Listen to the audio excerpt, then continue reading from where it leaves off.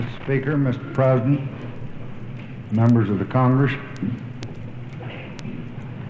I speak tonight for the dignity of man and the destiny of democracy. I urge every member of both parties, Americans of all religions and of all colors, from every section of this country, to join me in that cause.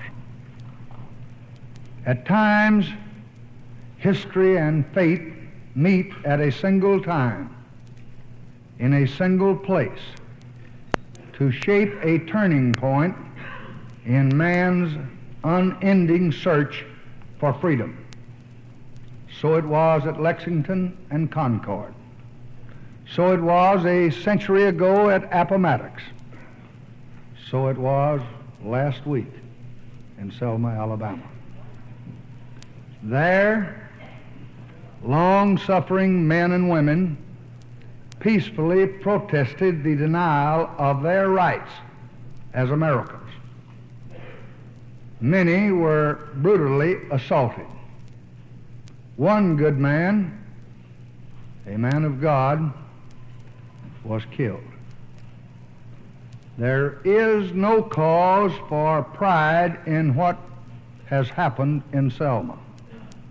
There is no cause for self-satisfaction in the long denial of equal rights of millions of Americans. But there is cause for hope and for faith in our democracy in what is happening here tonight. For the cries of pain and the hymns and protests of oppressed people have summoned into convocation all the majesty of this great government,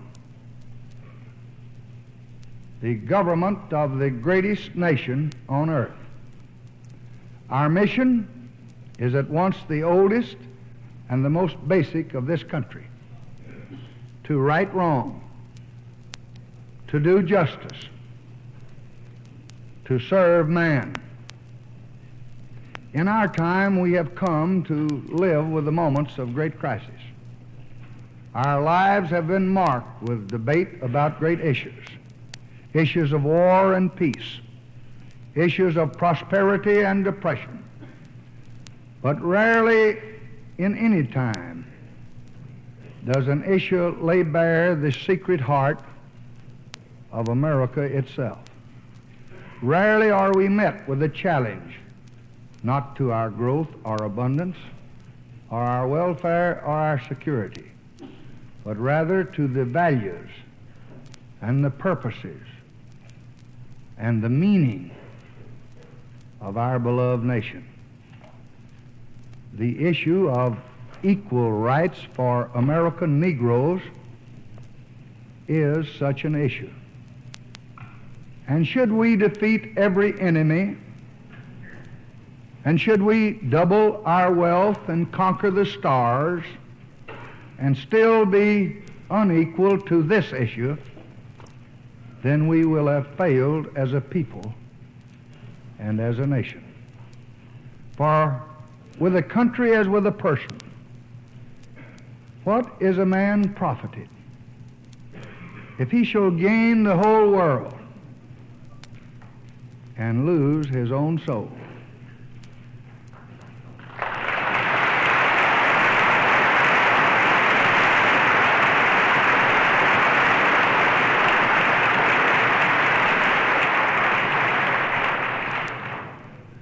There is no Negro problem.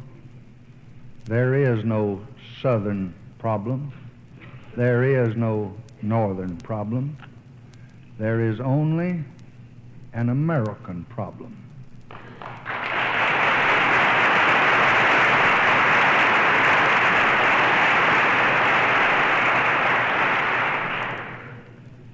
And we are met here tonight as Americans, not as Democrats or Republicans. We are met here as Americans to solve that problem. This was the first nation in the history of the world to be founded with a purpose. The great phrases of that purpose still sound in every American heart, North and South. All men are created equal. Government by consent of the governed. Give me liberty or give me death. Well, those are not just clever words, or those are not just empty theories. In their name, Americans have fought and died for 2 centuries. And tonight, around the world, they stand there as guardians of our liberty, risking their lives. Those words are a promise to every citizen that he shall share in the dignity of man. This dignity cannot be found in a man's possessions. It cannot be found in his power or in his position. It really rests on his right to be treated as a man equal in opportunity to all others. It says that he shall share in freedom. He shall choose his leaders, educate his children, provide for his family according to his ability and his merits as a human being. To apply any other test, to deny a man his hopes because of his color or race or his religion or the place of his birth is not only to do injustice, it is to deny America and to dishonor the dead who gave their lives for American freedom.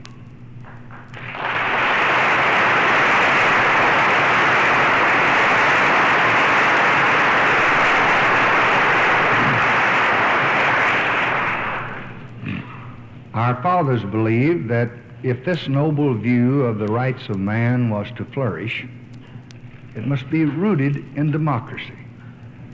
The most basic right of all was the right to choose your own leaders. The history of this country, in large measure, is the history of expansion of that right to all of our people. Many of the issues of civil rights are very complex and most difficult. But about this, there can and should be no argument. Every American citizen must have an equal right to vote.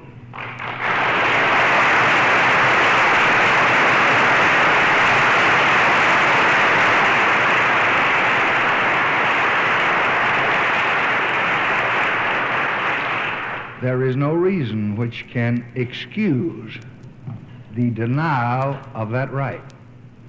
There is no duty which weighs more heavily on us than the duty we have to ensure that right. Yet the harsh fact is that in many places in this country, men and women are kept from voting simply because they are Negroes. Every device of which human ingenuity is capable has been used to deny this right. The Negro citizen may go to register only to be told that the day is wrong, or the hour is late, or the official in charge is absent.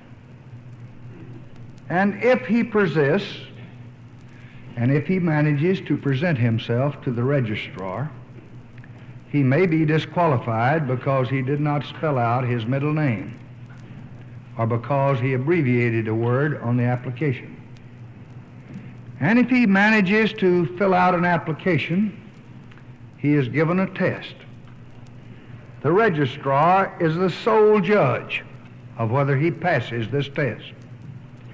he may be asked to recite the entire Constitution or explain the most complex provisions of state law, and even a college degree cannot be used to prove that he can read and write.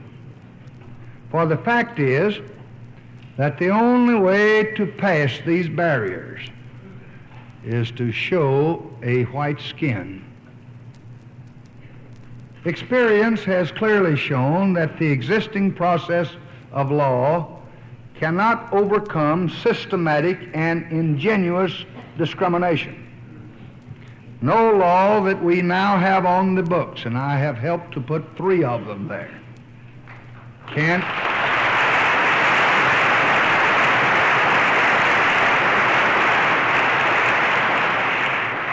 ensure the right to vote when local officials are determined to deny it. In such a case, our duty must be clear to all of us. The Constitution says that no person shall be kept from voting because of his race or his color. We have all sworn an oath before God to support and to defend that Constitution. We must now act in obedience to that oath.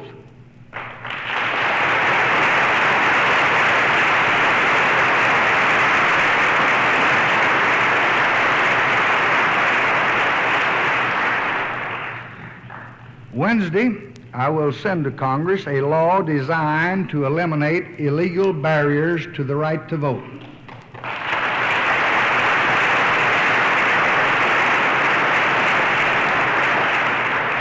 The broad principles of that bill will be in the hands of the Democratic and Republican leaders tomorrow. After they have reviewed it, it will come here formally as a bill. I am grateful for this opportunity to come here tonight at the invitation of the leadership to reason with my friends, to give them my views, and to visit with my former colleagues.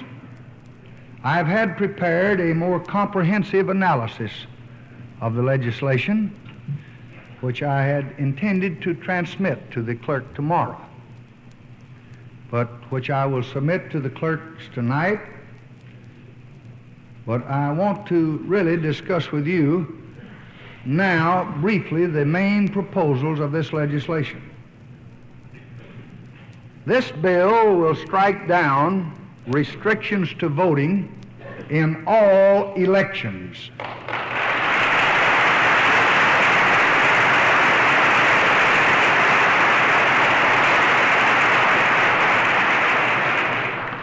Federal, state, and local.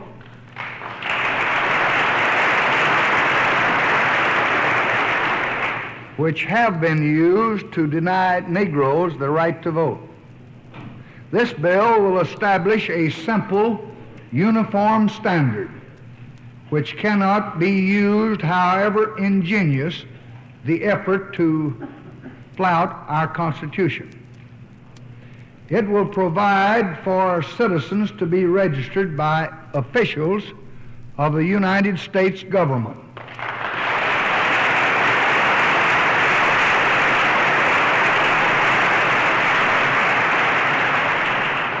If the state officials refuse to register them.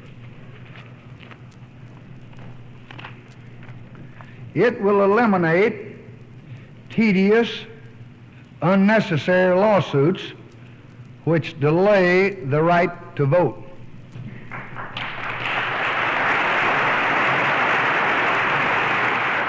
Finally, this legislation will ensure that properly registered individuals are not prohibited from voting.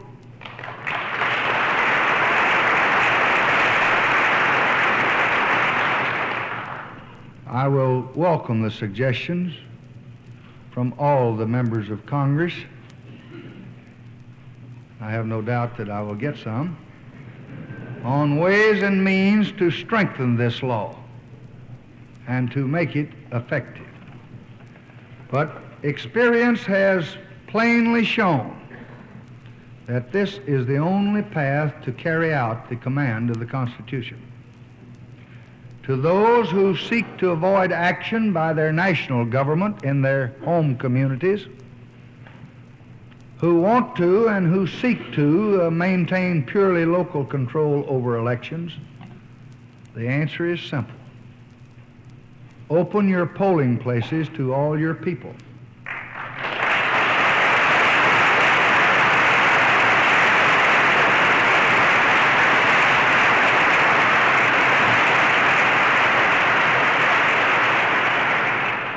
Allow men and women to register and vote whatever the color of their skin.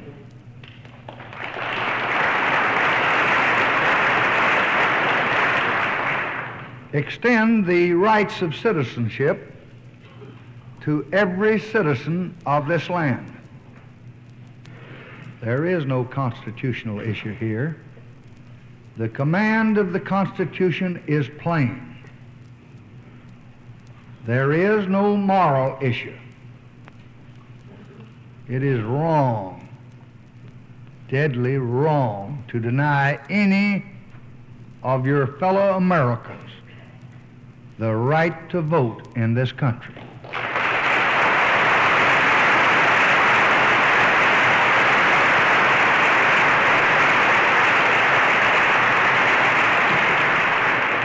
There is no issue of states' rights or national rights. There is only the struggle for human rights.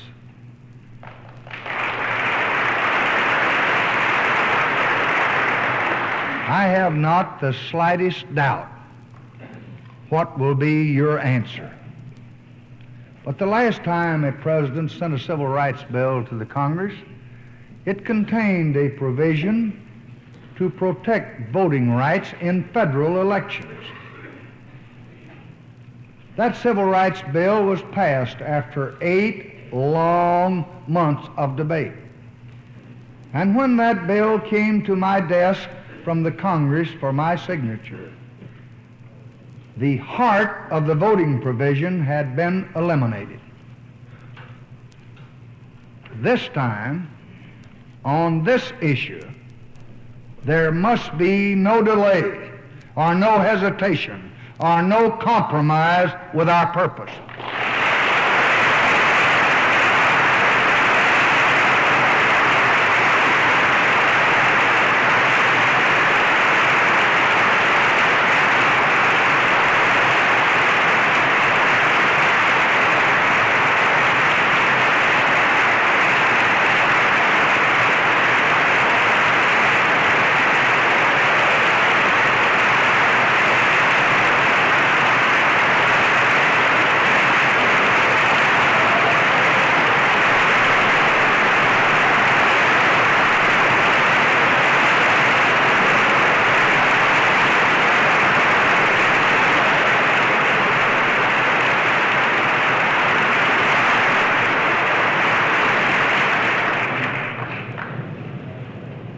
We cannot, we must not refuse to protect the right of every American to vote in every election that he may desire to participate in.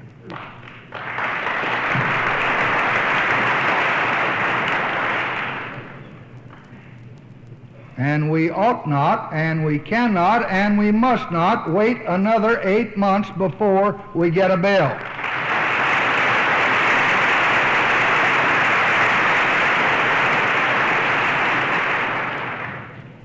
We have already waited 100 years and more, and the time for waiting is gone.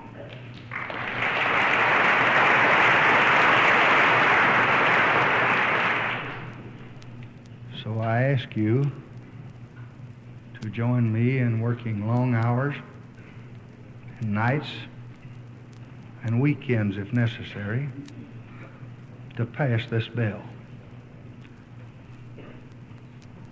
And I don't make that request lightly. For from the window where I sit with the problems of our country, I recognize that from outside this chamber is the outraged conscience of a nation, the grave concern of many nations, and the harsh judgment of history on our acts. But even if we pass this bill, the battle will not be over. What happened in Selma is part of a far larger movement which reaches into every section and state of America. It is the effort of American Negroes to secure for themselves the full blessings of American life. Their cause must be our cause too,